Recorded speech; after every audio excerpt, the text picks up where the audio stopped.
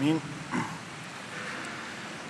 Preacuvioasă Părinte Stareț, preacuvioși părinți, preacucernice Părinte, iubiți credincioși, această duminică este închinată tot praznicului care a trecut, așa și este numită în calendar Duminica de după Bobotează, și ea încheie, ca să spunem așa, această perioadă liturgică care a început în ajunul Crăciunului. S-a citit din Evanghelia de la Matei că Domnul Hristos, auzind despre Ioan Botezătorul că a fost închis, a plecat din Iudeea în Galileea și că s-a mutat din Nazaret, s-a mutat în Capernaum. Zice Evanghelistul Matei că prin această mutare din Nazaret la Capernaum s-a împlinit și o prorocie, aceea că pământului Neftali, ținutului de dincolo de mare, celor ce ședeau în întuneric le-a răsărit lumina și celor ce erau în latura și în umbra morții, lumina le-a răsărit, făcând referire la Domnul Hristos.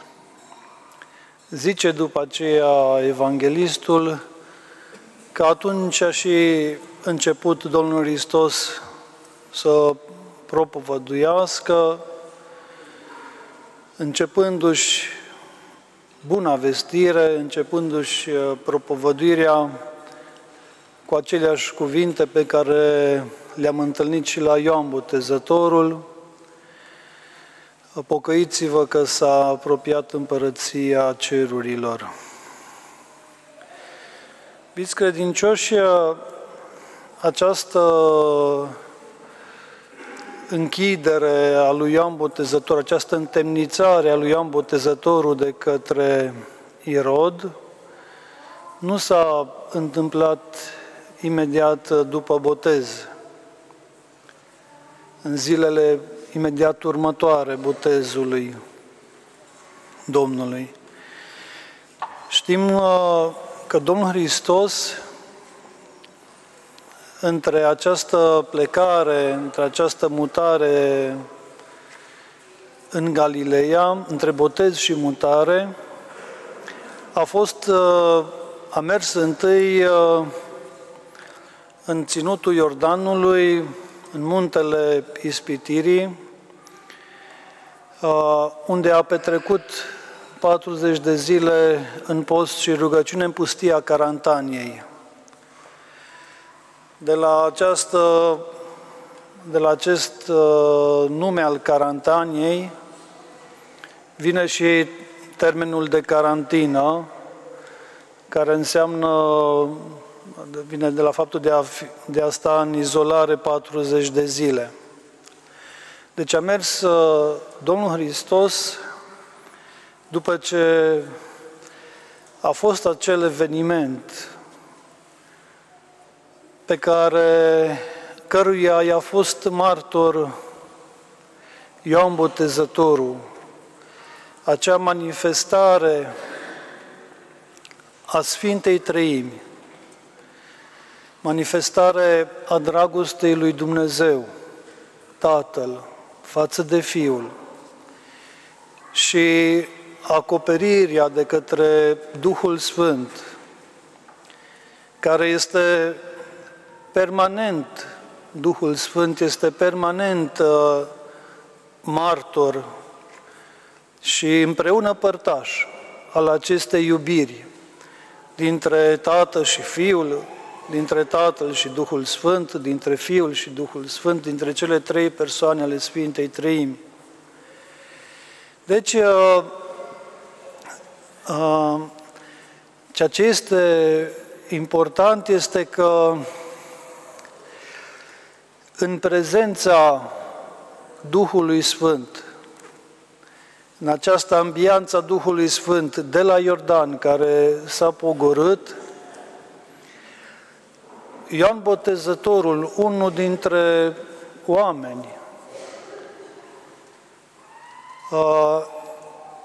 vede și îi se descoperă, îi se revelează de fapt, că este același cuvântul descoperire cu revelație, Dumnezeu ca treime și se revelează Dumnezeu ca iubire a Tatălui față de Duhul Sfânt, față de Duhul Sfânt și față de Fiul. Deci această iubire reciprocă, așa cum s-au spus și în Sfintele Slujbe, Ioan Botezătorul a văzut slava lui Dumnezeu Tatăl, nu doar că a auzit glasul lui. În ambianța Duhului Sfânt, el vede slava din ceruri. Asemenea lui Ștefan, întâiul arhidiacon, care fiind plin de Duhul Sfânt, deci vedem că Duhul Sfânt mijlocește această cunoaștere. Această cunoaștere nu se realizează la nivel intelectual. Cunoașterea sau înțelegerea faptului că Tatăl îl iubește pe Fiul și Fiul pe Tatăl și împreună și pe Duhul Sfânt. Această înțelegere, Duhul Sfânt, prezența Duhului Sfânt o face la nivel, o mijlocește la nivelul întregii ființe. Cât poate ființa omenească, nu doar intelectului, cât poate ființa lui omenească să cuprindă iubirea. Dacă este să aducem vorba despre aceasta, noțiunea de iubire, pentru noțiunea de iubire nu există un înțeles intelectual. Noi atunci când înțelegem ceea ce înseamnă iubirea, noi o înțelegem la nivelul simțirii. Deci, cu simțirea poate cineva să înțeleagă sau să își înfățișeze lui însuși conținutul noțiunii de iubire. Nu este ca un alt termen tehnic, matematic, științific sau intelectual pe care să-l poți înțelege doar rațional. Conținutul noțiunii nu se adresează, cum ziceam, intelectului, ci puterii simțitoare a omului. Și dacă este vorba, iubirea se înțelege nici măcar, ca să spunem așa, la nivel de emoție sau de sentiment, ci este o simțire la nivelul întregii ființe a omului. Și atunci, cum ziceam, la fel cum apostolii nu mai știau ce să zică de bucurie și au căzut cu fața la pământ atunci când tot într-o abianță, când au fost acoperiți de norul Duhului Sfânt și au auzit și același glas al Tatălui, acesta este Fiul meu, nu oricare, ci Fiul meu cel iubit, întru care am binevoit.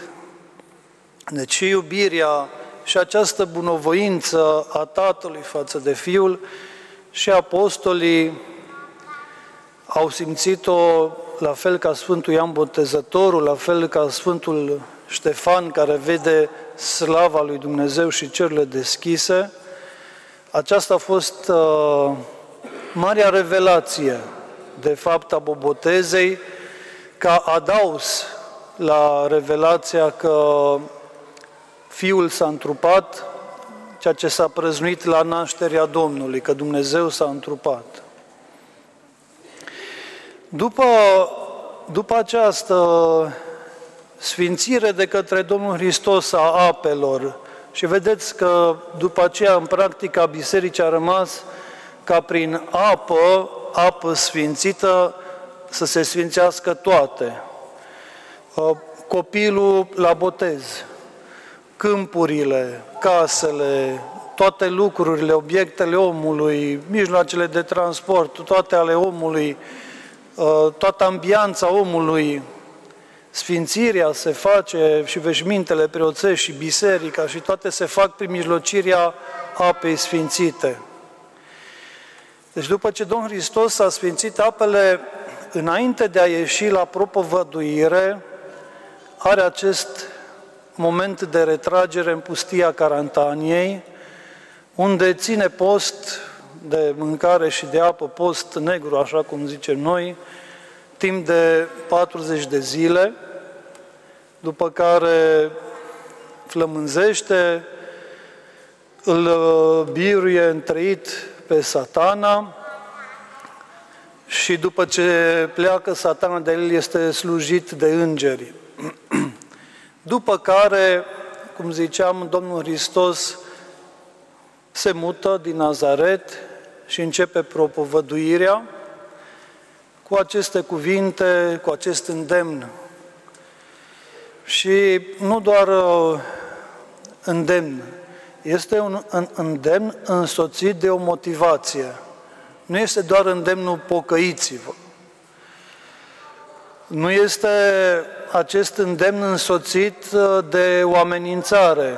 Pocăiți-vă, dacă nu vă pocăiți, iadul vă înghite pe toți. Nu. Ci, zice, îndemnul este însoțit de motivație. S-a apropiat, în sfârșit, s-a apropiat împărăția cerurilor, care, după căderea lui Adam, a fost interzisă omului și era străjuită de atunci de îngeri cu sabie de foc, ca nimeni să nu intre. Și acesta este și îndemnul Domnului, această venire a împărăției lui Dumnezeu. Împărăția lui Dumnezeu, iubiți credincioși, este mai mult decât raiul, pentru că raiul era un loc, de fapt, hai să spunem așa, că raiul era o icoană care arăta prin sine ceea ce urma să vină, împărăția cerurilor. Raiul avea în centru pomul vieții.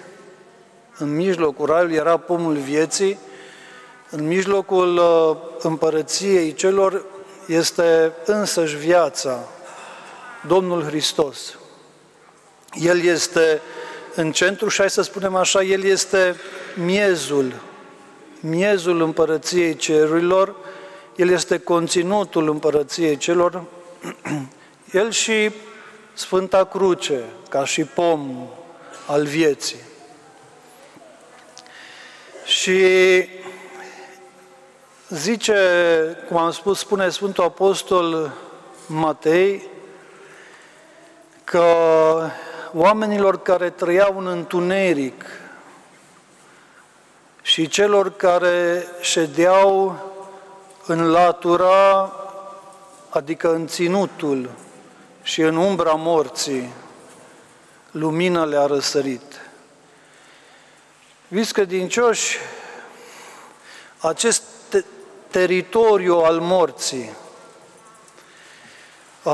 să stai în latura morții, să stai în acest imperiu al morții și în umbra morții, asta însemna că era atât de înaltă moartea, încât tu stăteai în umbra ei în întuneric, până la întuneric, atât era de adâncă umbra morții.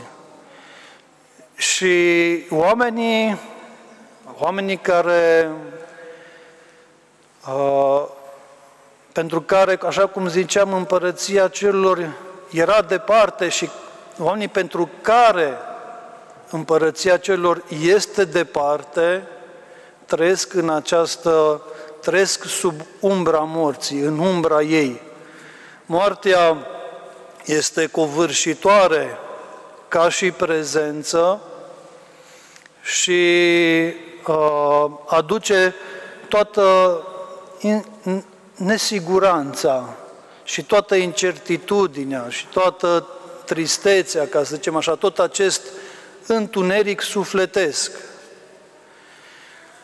Nu înseamnă că odată cu venirea Domnului Hristos în lume, a dispărut din lume această umbră a morții și acest întuneric al morții, ci că oamenii pot să aleagă să iasă către lumină, să intre în împărăție. Noi acum suntem în cuprinsul acestei împărății, suntem în cuprinsul Sfintei Liturghii, care îl are în miezul ei pe Domnul Hristos și are ca finalitate liturghia împărtășirea cu Domnul Hristos, adică Domnul Hristos cu toată împărăția Lui vine și se sălășluiește în noi prin taina Sfintei Împărtășanii.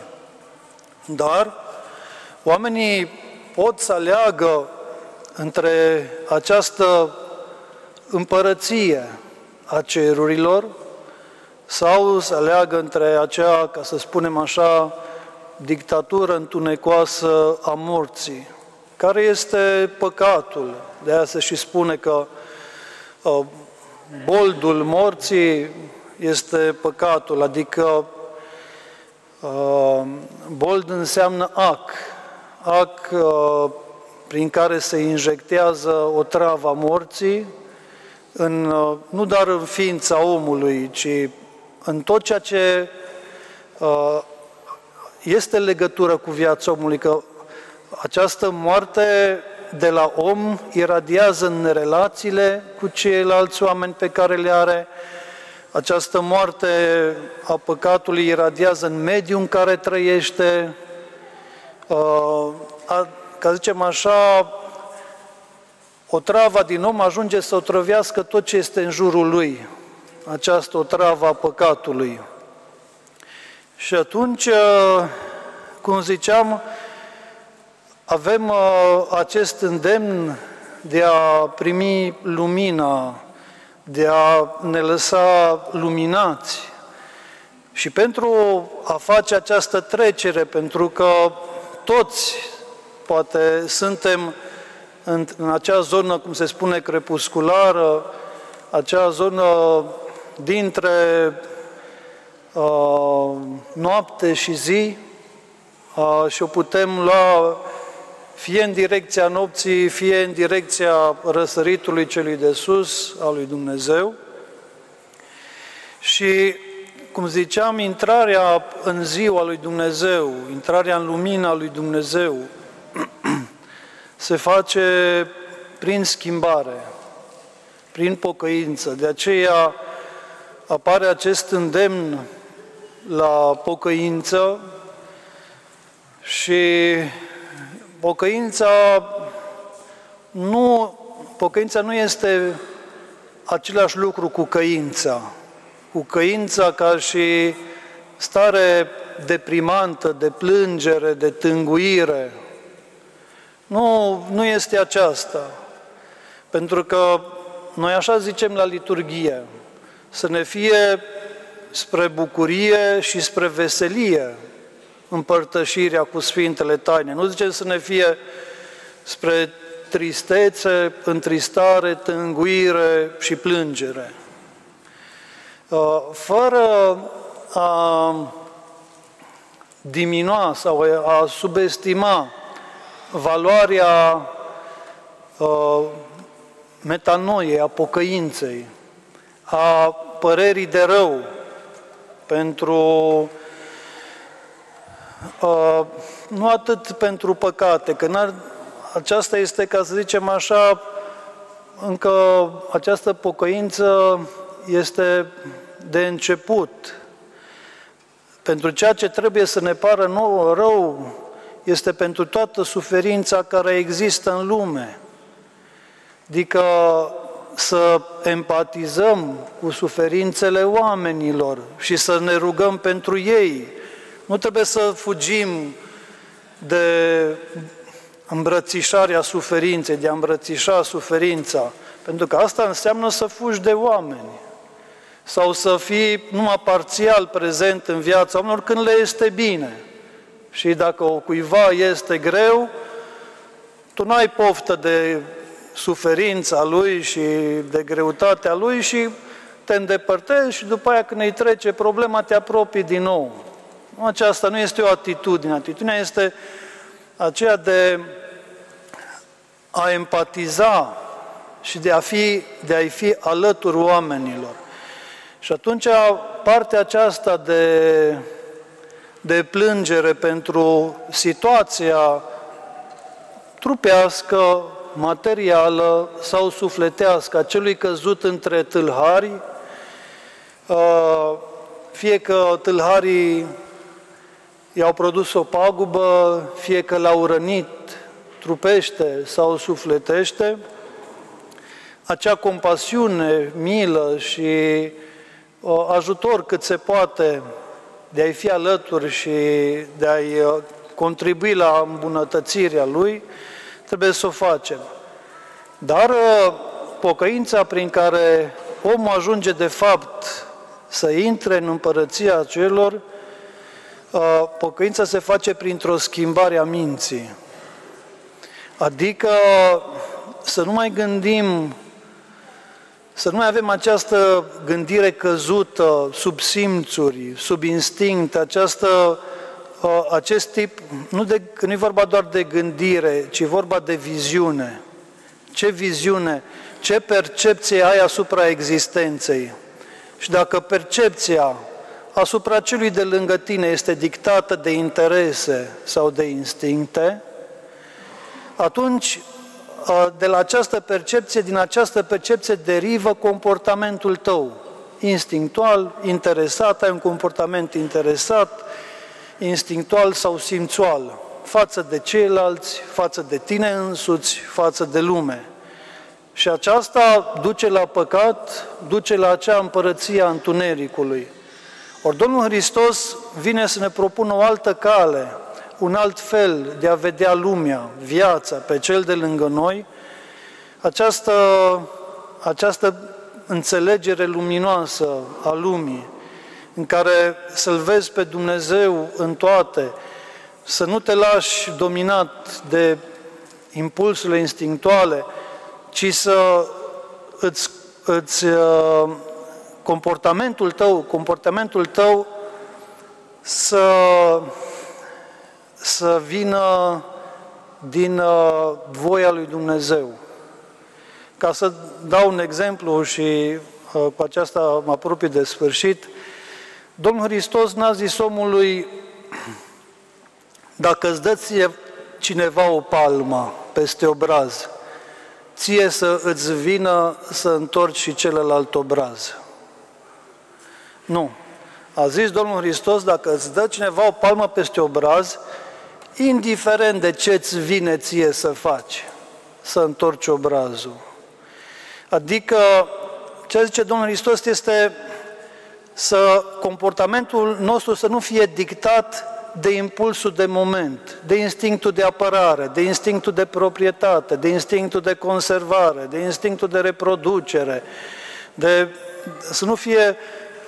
să nu fie acestea la cârma comportamentului nostru, ci indiferent de ce ne vine să ne facem, noi să ne corectăm comportamentul după ce vrea Dumnezeu, după voia lui Dumnezeu.